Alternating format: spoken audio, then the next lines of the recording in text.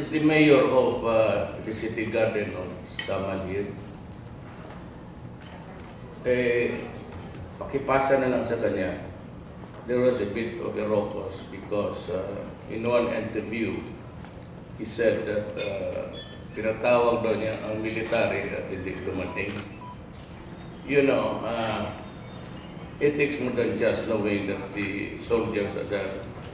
But you have to go out also and talk to them. You establish good rapport. And that is true for the barangay captains and for the city mayors.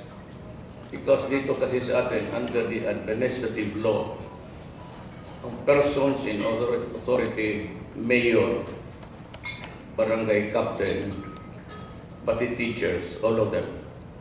Itong sa educators, because they take care of the young generation, equip them with the education, critical for the next generation.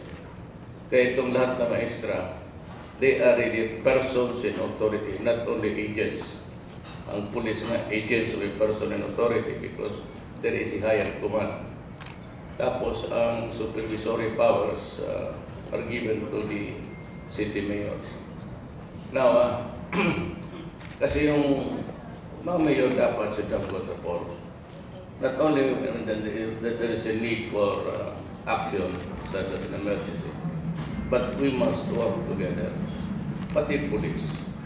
And it is good for just as good as any day to tell you that pagka we do not work in cohesion, there is no sort of an alliance, a deeper alliance, for after all, we're all government workers.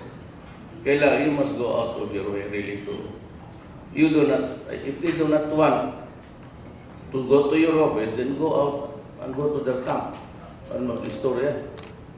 That is what I usually do. I do not wait for them to invite me. Ang akin is papasyal ako tapos pag-uusapan ang problema. Yung sa mama sa yung dito sa Ocean View, it's really a case of Murphy's Law. Pwede ba mangyari yan kagaya ng Dos Palias? Pwede mangyari. Hindi nangyari talaga.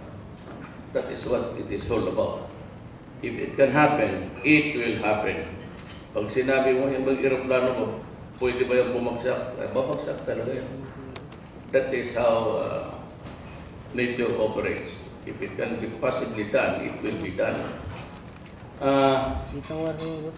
Ang marunong itong Abu Sayyaf, kasi pinipili nila yung target. I really do not know the connection of one of these guys to the mining company operating somewhere in the west of the island of Mindanao. Wala akong alam, pero there's a talk that, alam mo kasi pagpasok nila, kita sa bote, they went separate ways, so the two groups. Alam nila yung saan yung lanchay. So, nang pinasok nila, yun ang kinuha nila, yun lang rin ang dinala nila. So, there are speculations that it has something to do with maybe money or yung extortion activities ng enemies of the state.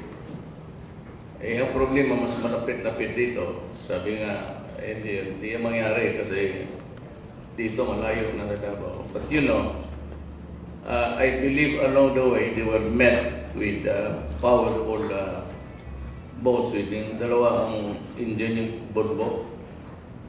Yun ang, because they were able to reach Sulu in just about 6 hours. Ganyan yung bangka, mataas ngayon yung weight eh.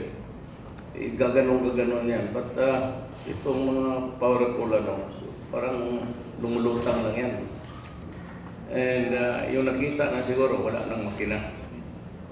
But those were really speedboats.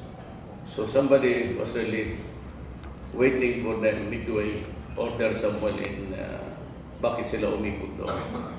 Siguro mas malapit. But it's definite na nandyan sila sa ulo.